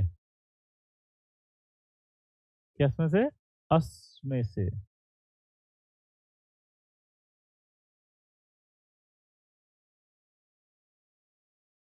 यहाँ पर अस आना चाहिए था, लेकिन ये एक के लिए भी आ रहा है हाइपो। तो यहाँ मजेदार बात ये कि डेरिवेटिव्स में से अगर निकालते हैं तो प्रीफिक्स जो होता है वो डेरिवेटिव पे नहीं लगता, वो पेरेंट पर लगता है। मतलब आपको डाउट आ रहा होगा कि इसमें से एक ऑक्सीजन निकाला इसमें बना, तो आपको बोलना चाहिए था हाइपोपाइरो सल्फ्यूरिक एसिड, हाइपोपाइरो सल्फ्यूरिक एसिड। तो यहाँ पर मजेदार बात ये कि प्रीफिक्स ये जो है ना डेरिवेटिव थे इनके, तो जो प्रीफिक्स होते हैं वो पेरेंट ऑक्सी एसिड के लिए लगेगा फिर, और पेरेंट ऑक्सी एसिड ये था इसलिए इसके आगे लग गया फिर वो हाइपो। तो यानी कि जो ये वाला हाइपो है ये स्पेशल केस हो गया, इसको आपको ध्यान रखना पड़ेगा बस।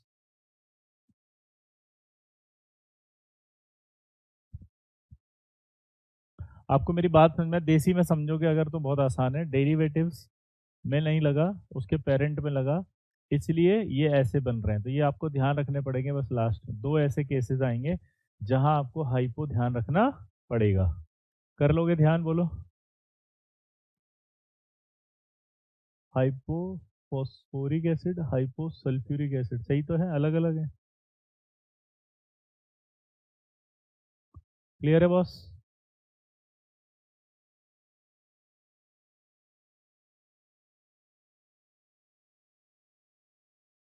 क्लियर है? यहाँ एक वाटर रिमूव हो रहा है, एक, गलत लिख दिया मैंने, दो नहीं है।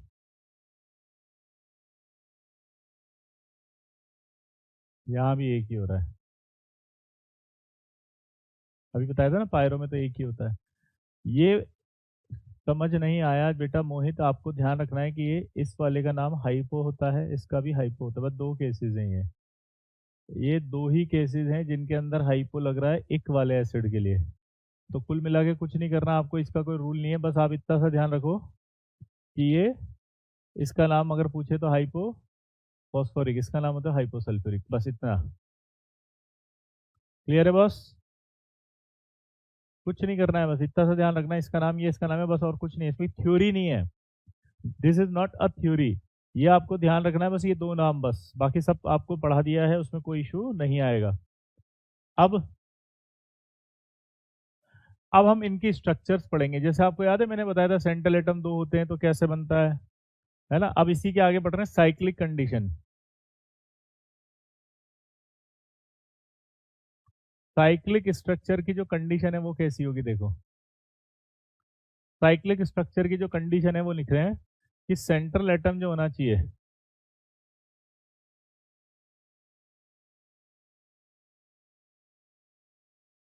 मोर than two, and surrounding atom should be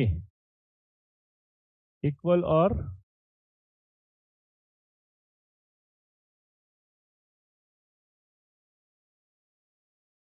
greater than the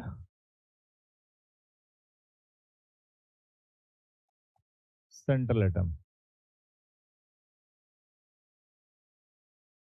जैसे आपसे क्वेश्चन अभी देखो, एक मजेदार, अपन ने हाइपो वाले पढ़े थे ना, और मेटा वाले भी पढ़े थे। तो मेटा वाले में क्या आया था, H3P3O9, H4P4O12, H5P5O15, S6P6O18, कुछ कुछ ऐसा आया था। अब जरा इनकी स्ट्रक्चर पूछेगा आपसे कि इनको देख करके बताओ इनकी स्ट्रक्चर कैसी बनेगी। आपसे क्वेश्चन पूछेगा कि इनकी स्ट्रक्चर साइक्लिक बनेगी या नहीं बनेगी, सोचो। देखो ये आ गया ना, मैंने मेंस का 2025 का टेस्ट दिया, 109 नंबर है, बहुत डर लग रहा है। ये डर जो होता है ना यही परेशान करता है। डरना क्या है सर, H3PO3 में पेरेंट एसिड नहीं, पेरेंट एसिड नहीं है H3PO2, पेरेंट एसिड दो ही थे, H3PO3 और H3PO4।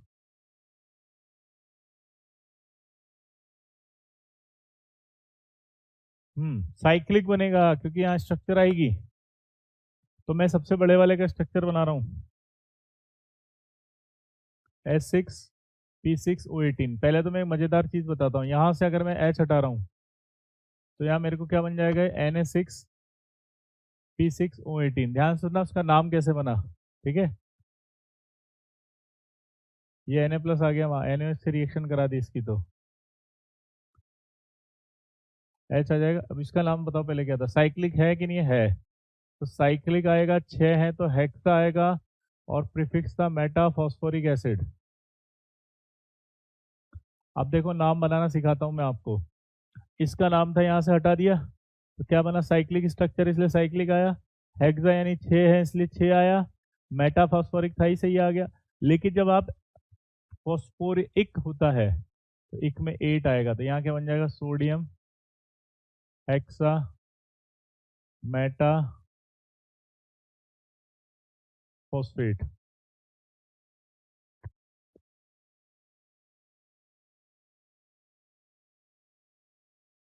क्या बन जाएगा इसके अंदर, जल्दी बताओ, सोडियम हेक्सा मेटा फॉस्फेट। क्या बन जाएगा जल्दी बताओ, सोडियम हेक्सामेटाफॉस्फेट। तो आपसे कुछ भी बोल सकता है कि इसका स्ट्रक्चर बनाओ या इसका। अब स्ट्रक्चर साइक्लिक बनेगा, उसका रूल होता है, साइक्लिक बनाते समय आपको कभी भी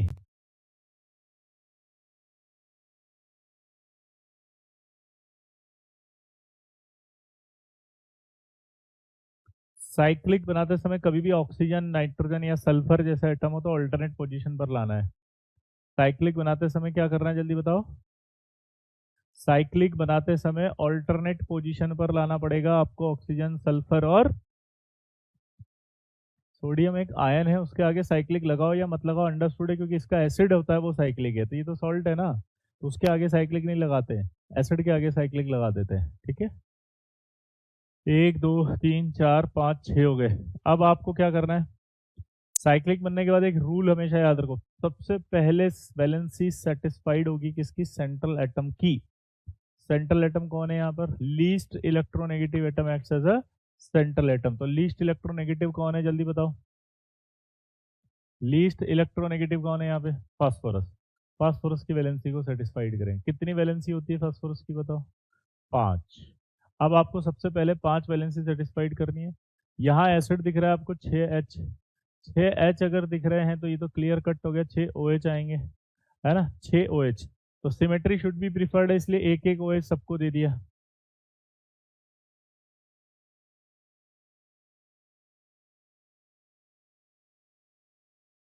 ये अब आपके पास ऑक्सीजन बच गए, कितने ऑक्सीजन बचे काउंटिंग करें, तो 6 ऑक्सीजन तो ये आ गए थे और 6 ही आ गए, 12 हो गए, 18, तो 6 और बचे। तो सबसे पहले फास्फोरस को ही देंगे क्योंकि सिमेट्री शुड भी प्रीफर है और सेंट्रल एटम की वैलेंसी को सेटिस्फाइड करना है।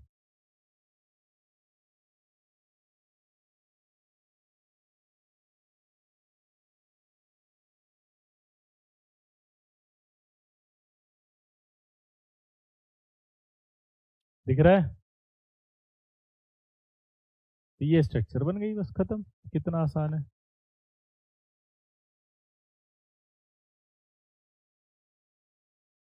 फ्यूमिंग सल्फ्यूरिक एसिड अभी पढ़ेंगे पी ब्लॉक में, है ना बेटा, बिंदियाचल, आप टेंशन मत लो, आईटी से पहले सब कंप्लीट हो जाएगा। क्लियर है बॉस, तो ये आपको स्ट्रक्चर ऐसे बनानी है।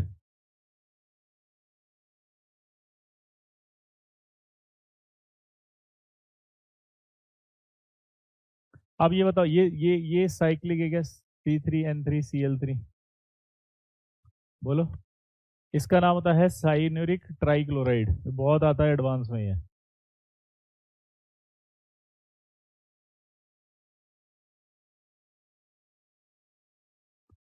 सेंट्रल एटम 3 है, हाँ। सराउंडिंग एटम बराबर होने चाहिए या ज्यादा, बराबर है, हाँ, साइक्लिक बनेगा। और साइक्लिक बनाने का रूल बताया था अभी अभी, कि ऑल्टरनेट पोजीशन पर आपको नाइट्रोजन है तो लाना है। आ गया। फिर Cl आपको सबसे पहले सेटिस्फाइड करने हैं, तो Cl कार्बन पे लगाओगे, सेंट्रल एटम आ गया। अब क्या बचा यहाँ पे, कुछ नहीं, सब खत्म। लेकिन नाइट्रोजन आपके पास 3 बना सकता है और कार्बन 4 बना सकता है, तो इसलिए ये पाई बॉन्ड बनाएंगे। पाई बॉन्ड अगर बनाएंगे तो अल्टरनेट पर ही बनाएंगे क्योंकि रेजोनेंस होगा, और अगर रेजोनेंस होगा तो स्टेबिलिटी बढ़ जाएगी। स्ट्रक्चर आपको खुद बनानी है। अब मुझे बताओ इसका बना करके, C3N3NH2 whole thrice.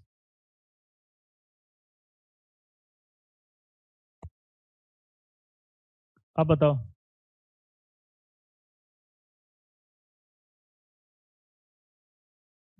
Sorry sir आपको बीच में टोक रहा हूँ, लेकिन सर डीपीपी और शीट कर लो इन पीसीएम, हाँ डीपीपी और शीट तो 500 क्या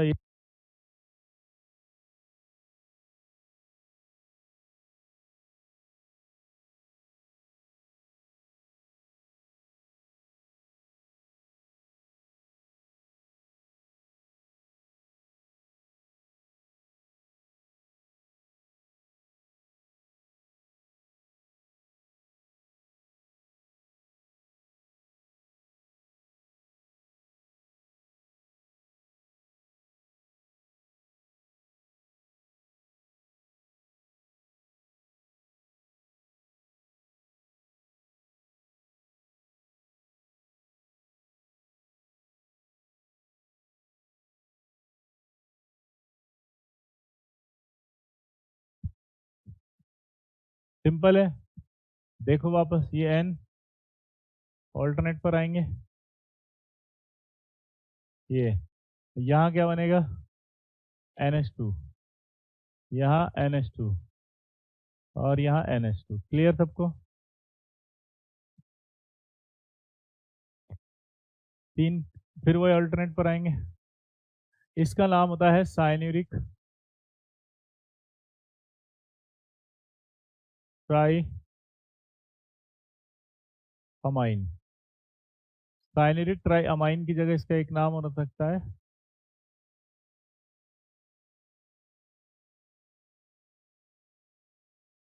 मेलामाइन। और आप सबने सुना होगा कि मेलामाइन। अब एक क्वेश्चन पूछा था कि फाइंड द नंबर ऑफ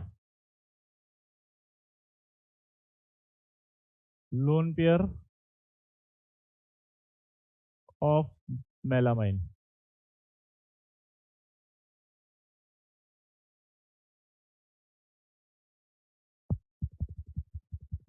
तो देखो कितने लोन पेयर आएंगे, अपने आप ही दिख गए, 1 2 3 4 5 और 6। तो ये आंसर आ गया था 6। जे एडवांस का आया हुआ सवाल है इंटीजर। अब आप सोचो, कह रहे थे कि ऐसे सवाल आते हैं क्या, ये देखो एक सवाल आ गया, जे एडवांस का सवाल है और मेरी बुक में मैंने इससे भर भर के सवाल दे रखे हैं। कुछ भी पूछ सकता है, नंबर ऑफ हाइब्रिड ऑर्बिटल का ratio, number of sigma bond lone pair का ratio, number of hybridization ring के रेशियो, सब कुछ जे एडवांस के सवाल। अब आप कह रहे थे कि आते हैं क्या इसमें से, देखो आप भर भर के आते हैं। अगला करो, इसका नाम होता है साइन्यूरिक ट्राईएजाइड।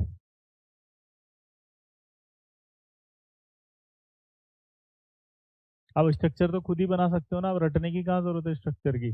आप कह रहे थे मुझे स्ट्रक्चर रटनी पड़ती है, नहीं रटनी पड़ती है, सबकी स्ट्रक्चर अपने आप बन जाएगी तुरंत। बन रही है कि नहीं बन रही है, देखो। मेरी बुक का होमवर्क देंगे अभी, ये वाला पार्ट खत्म होने के बाद आप चाहो तो बुक के सवाल कर सकते हो। और वो कौन से वाले करने, पार्ट बी लास्ट में दे रखा है वो।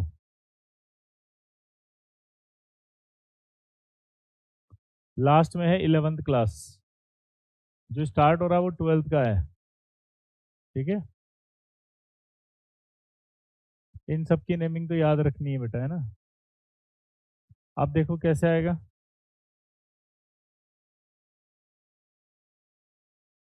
ये आपको याद है एजाइड हमने पढ़ा था, ऐसा होता है।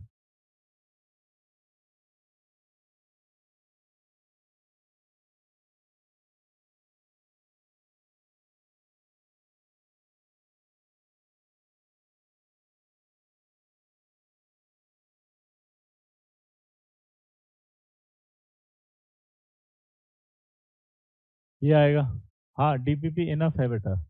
डीपीपी बोला ना, डीपीपी इनफ है। कुछ बच्चे बुक का होमवर्क मांग रहे थे प्रिंस, इसलिए मैंने दे दिया।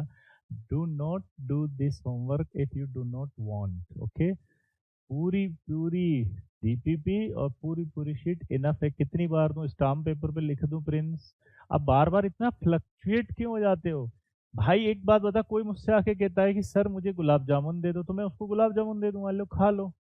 तो क्या पेट भरने के लिए रोटी सब्जी और रसगुल्ला सफिशिएंट नहीं है? तो सफिशिएंट है। वो तो टेस्ट की बात हो गई ना भाई, इंटरेस्ट की बात हो गई। आप इतना फ्लक्चुएट क्यों हो जाते हो जरा से ही? यही रीजन है आप लोगों का कि आप पढ़ाई पर ध्यान कम देते हो, आप फ्लक्चुएशन बहुत जल्दी कर लेते हो। बुक का नाम है विजय सर, विशाल जोशी। डाल देना गूगल पे, विजय सर बुक आ जाएगा। 12th की शीट अलग नहीं है, 12th की शीट 11th की शीट एक साथ ही है और एक ही है। ये स्ट्रक्चर बन गया खटाक से, तो आप इनका तुरंत स्ट्रक्चर बना सकते हो, हाँ या ना। तो साइक्लिक हो गया, ये हो गया। अब एक P4 और 10 का बनाते हैं। P4 और 10 का बनाओ, तो 4 फास्फोरस है। हाँ तो बोल दिया करो, ऑल्टरनेट पोजीशन पर आएंगे, ये बन गए। 4 फास्फोरस आए ऑल्टरनेट पोजीशन पे। अब लेकिन एक प्रॉब्लम है, अब देखो 4 ऑक्सीजन चले गए, 6 बचे। अब अगर मैं यहां जोड़ता हूं ऑक्सीजन, तो डबल बॉन्ड से जुड़ेगा। और डबल बॉन्ड से जुड़ते ही क्या होगा दिक्कत, 4 बॉन्ड बनेंगे इसके, फास्फोरस 4 नहीं बनाता 5 बनाता है, तो यहाँ तो गड़बड़ हो गई। डीपीपी आपको लगानी, मैं होमवर्क दूंगा अभी विकास जी, इसको कंप्लीट करते ही मैं होमवर्क दे दूंगा, ठीक है, हैव पेशेंस। और जितने भी बच्चे होमवर्क के लिए कहते हैं जैसे जैसे टॉपिक खत्म हो जाए इट्स सेल्फ आप डीपीपी लगाते जाओ, क्योंकि वो होमवर्क आपका कंप्लीट होता जा रहा है, ठीक है। डीपीपी में क्या है कि बेसिक्स जो हैं वो कंप्लीट होते हैं डीपीपी 2 3 तक, 3 और 4 के बाद तुरंत आपके जो डीपीपी बढ़ जाएगी। इसलिए मैं डीपीपी नहीं दे रहा हूँ अभी, क्योंकि उसमें आपके सवाल बढ़ेंगे, क्योंकि बैंड रूल भी आएगा अभी। तो जैसे मैं 3 से चौथी दे दूंगा तो उसमें बैंड रूल है, आप समझ रहे हैं मेरी बात को।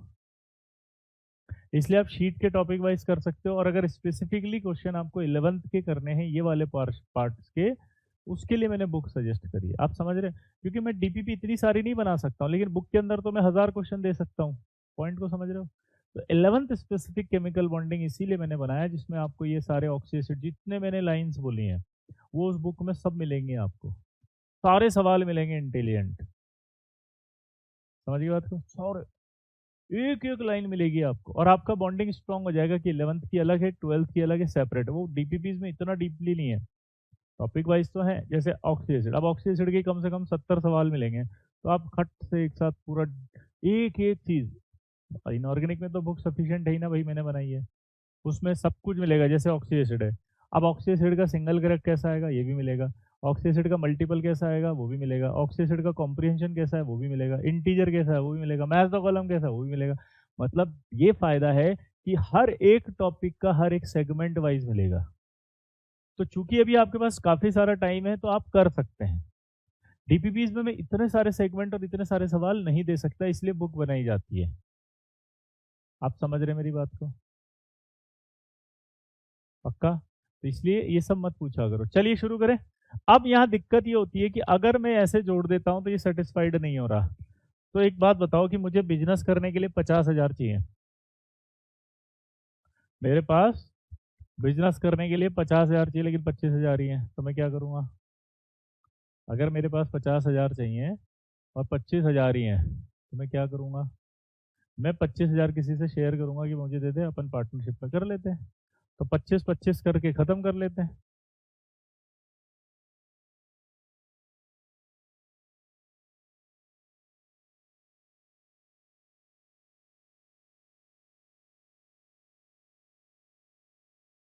तो मैंने क्या करा, 25-25 करके शेयर कर लेते हैं, तो मैंने कहा इससे यार मैं सेटिस्फाइड नहीं हो रहा, तो अपन दोनों ऐसे करके शेयर कर लेते हैं ऑक्सीजन को, और डबल बॉन्ड यहाँ जोड़ लेते हैं। तो आप देखो अपने आप सेटिस्फाइड हुआ कि नहीं हुआ, ये 5 बॉन्ड बन गए और 2 ऑक्सीजन शेयर कर लिए, इसलिए P4O10 ऐसा बना। अब जब आप शेयर करोगे तो एक खास बात होगी, खास बात ये होगी कि आपको जोड़ते समय 1 2 3 4 5 6 रिंग ऐसे बनानी है कि वो 5 मेंबर्ड या 6 मेंबर्ड ही हो।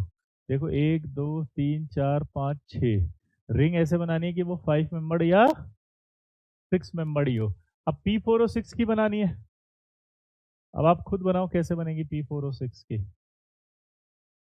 P4O6 में कितने बचे, अब 2 ऑक्सीजन बचे, क्या 2 ऑक्सीजन यहाँ जोड़ दूं, नहीं, क्योंकि जैसे ही जोड़ूंगा तो सेटिस्फाइड नहीं है, लेकिन अगर मैं रिंग में जोड़ दूंगा तो सेटिस्फाइड है, हाँ। और ये 2 लोन पेयर छोड़ देगा ऐसे,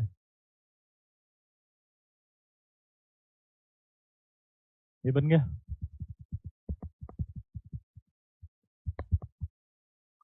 अगला देखो, B3N3S6,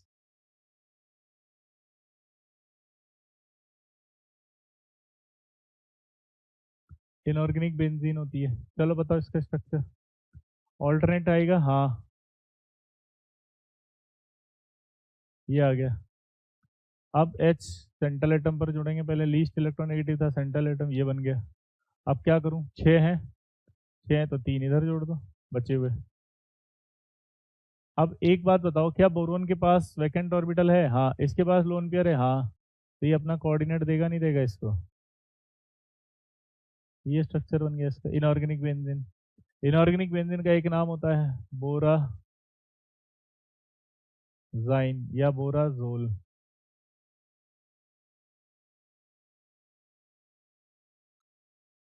बना नहीं बना इसका स्ट्रक्चर, एक स्ट्रक्चर फेमस होता है बोरेक्स, Na2B4O7 Na2B4O7.10H2O।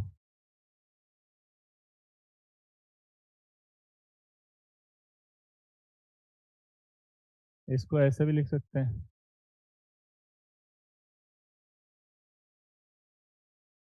अब आप मुझे बताओ सेंट्रल एटम दो हैं क्या? सॉरी, दो से ज्यादा है क्या?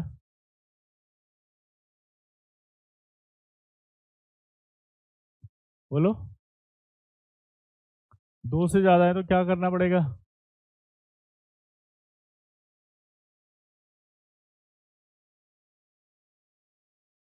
ये आ गया। चार बोरोन थे, चारों लगा दिए।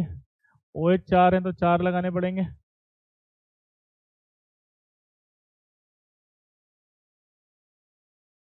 अब क्या करूं?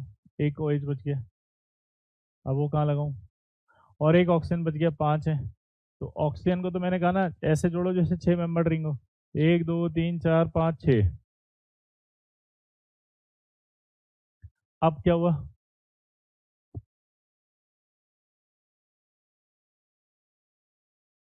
सेटिस्फाइड हो गया चारों। यहाँ पर चार है तो यहाँ नेगेटिव आएगा क्योंकि बोरोन चार बॉन्ड नहीं बना सकता।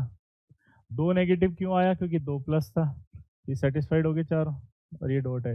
अब आपसे क्वेश्चन पूछेगा इस वाले बोरोन का हाइब्रिडेशन बताओ। इसका हाइब्रिडेशन क्या आ रहा है? sp3।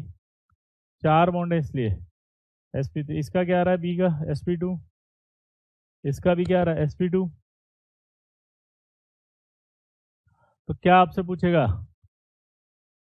सर डॉट का मतलब होता है क्रिस्टल फॉर्म में पड़े हुए हैं चुपचाप।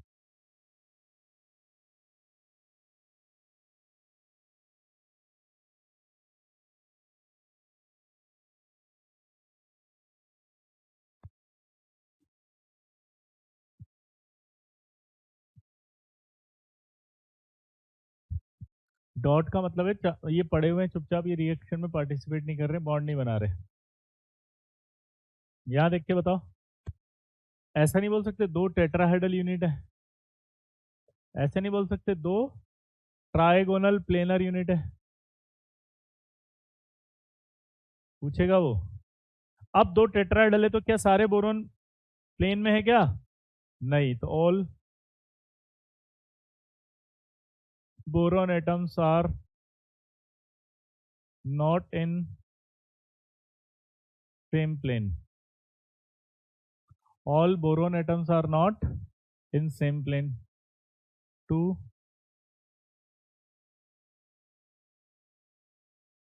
Tetrahedral unit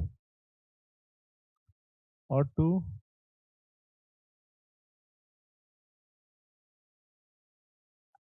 trigonal planar unit. Clear है बॉस? टू टेट्राहेड्रल यूनिट और two trigonal planar unit.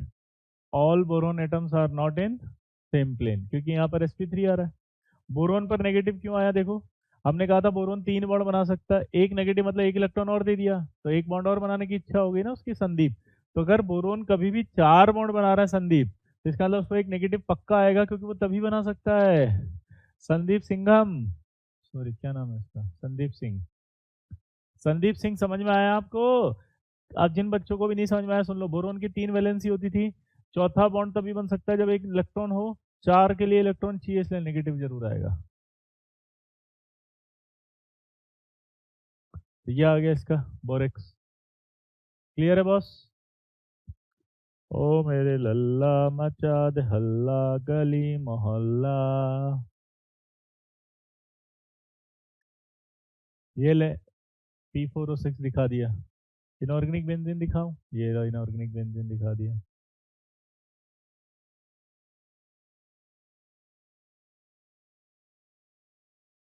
Boron की हाइब्रिडेशन में दिक्कत है नहीं। चार बॉन्ड बनाएगा तो sp3, तीन बॉन्ड बनाएगा तो sp2।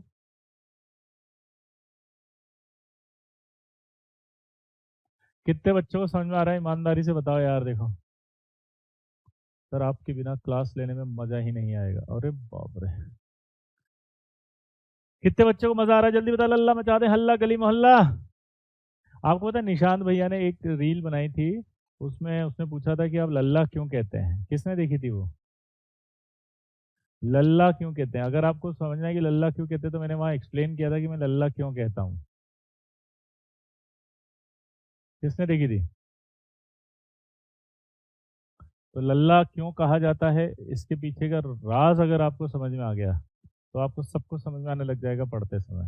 ठीक है, चलिए अब आएगी एक पॉलीथायोनिक एसिड सीरीज।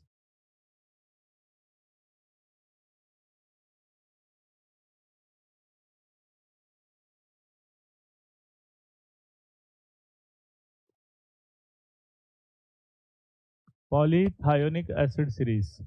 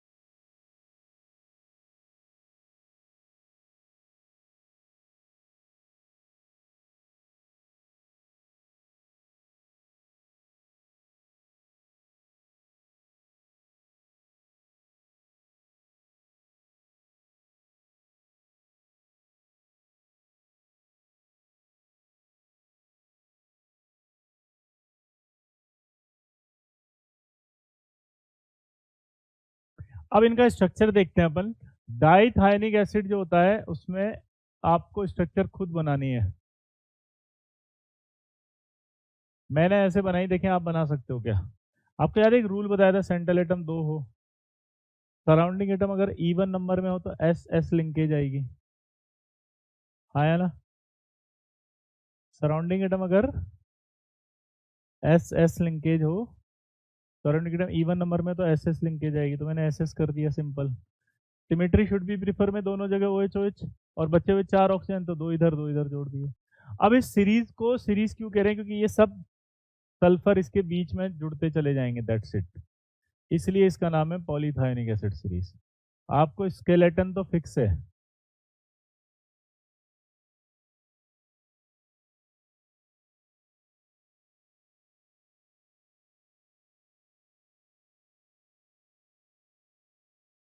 ये अब आपसे पूछा इसकी एवरेज ऑक्सीडेशन स्टेट निकालो, बताओ।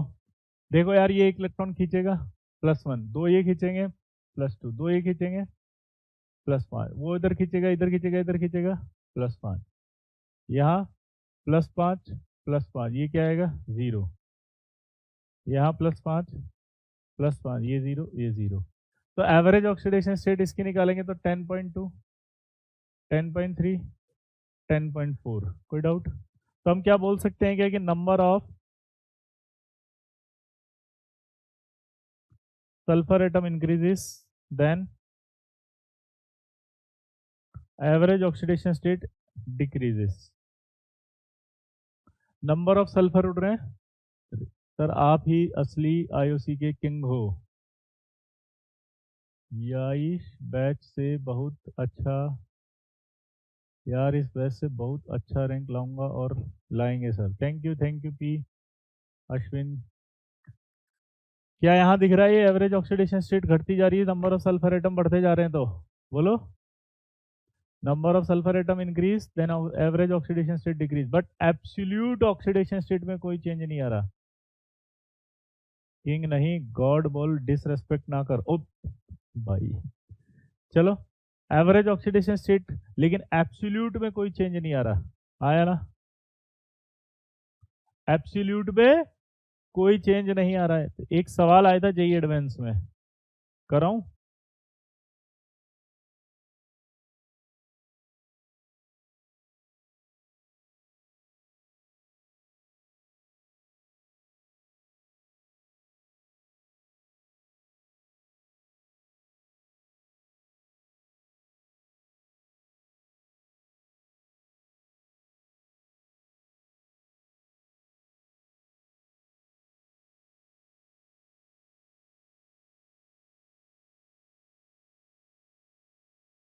अब उसने ऐसे दिया था सोडियम टेट्राथायोनेट, तो टेट्राथायोनेट था तो आपको पता लग गया कि यार H2 है, S4 है, O6 है, ये एसिड है, इसकी NH से रिएक्शन कराएंगे तो Na2S4O6 बनेगा। और आप सबको पता है कि S4 तो ऐसा होगा, यहाँ OH है इसलिए माइनस लगा देंगे क्योंकि ये वो सॉल्ट बन गया। अरे H हट गया ना क्योंकि NH था।